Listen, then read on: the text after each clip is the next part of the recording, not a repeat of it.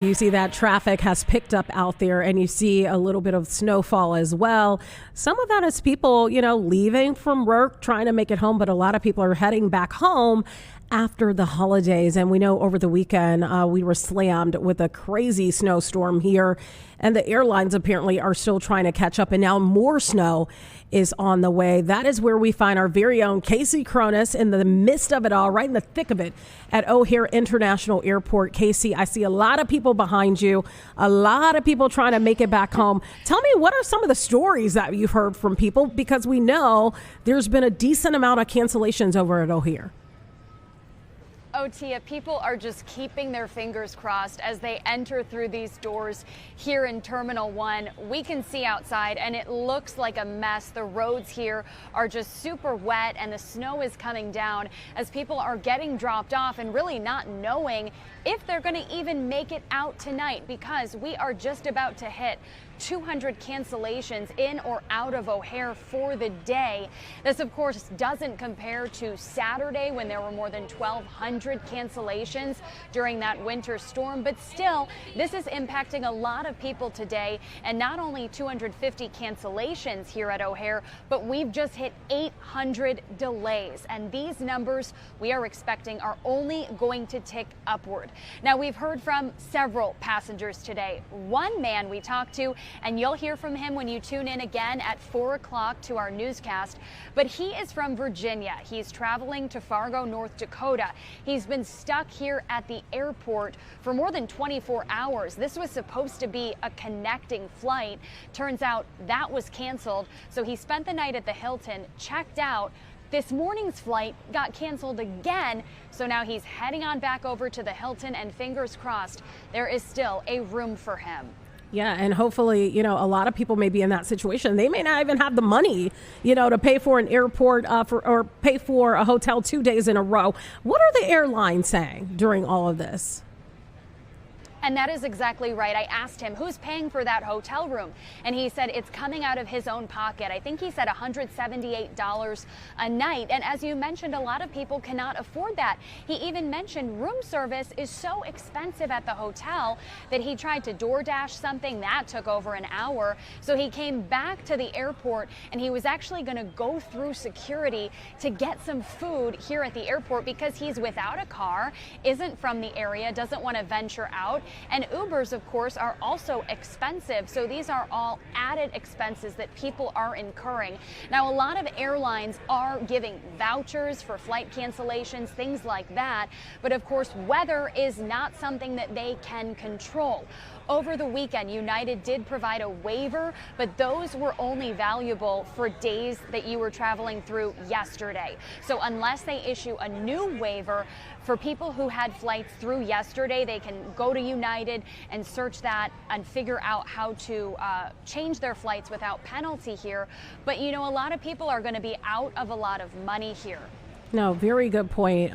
During that winter storm, some people were trying to get groceries. Some people got stuck and thought they could Uber or, get a ride through Lyft to try to get where they needed to go. And no, they were not successful. A lot of drivers that typically are out there were not moving around during that storm. Any other highlights from your story tonight at 4 that we need to look out for, Kasey? A couple of other things. Even if people do make it on their plane, they have to hope that they actually take off on time or get out at all. We've heard from people who yesterday were on their plane for 2 hours while the plane was being de-iced. Luckily, they did not have to get off and get on another plane. Their plane did end up making it out, but you're talking a lot of waiting, so people really need to pack their patience, as we like to say. If you are heading to the airport tonight, or if you're already here stuck inside, we did talk to several people who had a really good outlook on it and said, I'm going to catch up on emails, catch up on phone calls. Not anything I can control here. Any advice that you would give based on anything that you've heard today that may be helpful? Here we are through Thanksgiving, but there are people that will be traveling through Christmas as well. We don't know what the weather may be around that time. Any advice based on what you've heard so far that you would give to somebody who will be traveling during the holidays?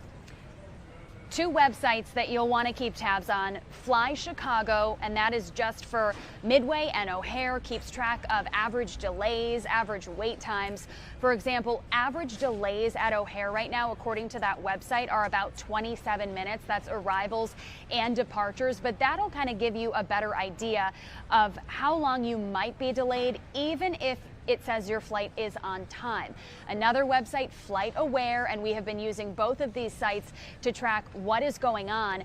O'Hare right now is #1 on Flight Aware's misery map, which means this tracks all of the major airports across the country. And unfortunately, O'Hare is pulling in for first place right now because of all these delays and cancellations. And of course, download the Airline app specific to your airline that you are using. You're going to get notifications and alerts, as long as you turn them on, directly to your phone about your flight status, any delays. And finally, check your status before you come to the airport so that you don't make an unnecessary trip if, unfortunately, your flight does not get off the ground. Yeah, very good advice there. And I'm looking, you just told me about one of those websites. I have it up right now. The average delay at Midway, less than 15 minutes. So yeah, definitely a website that you need to have, and that's flychicago.com. Kasey, you were on top of it today, as always. Thank you so much. I don't know about you, but over the weekend, I felt like I was stuck in a snow globe. It was so much snow coming down out there. I know it really was, and I tried to avoid going outside, but on Saturday, I did have plans with friends who were in from D.C., and so we were out in Fulton Market, and it was a ghost town, Tia. I was actually surprised at how few people were around. It was really interesting to see it so quiet.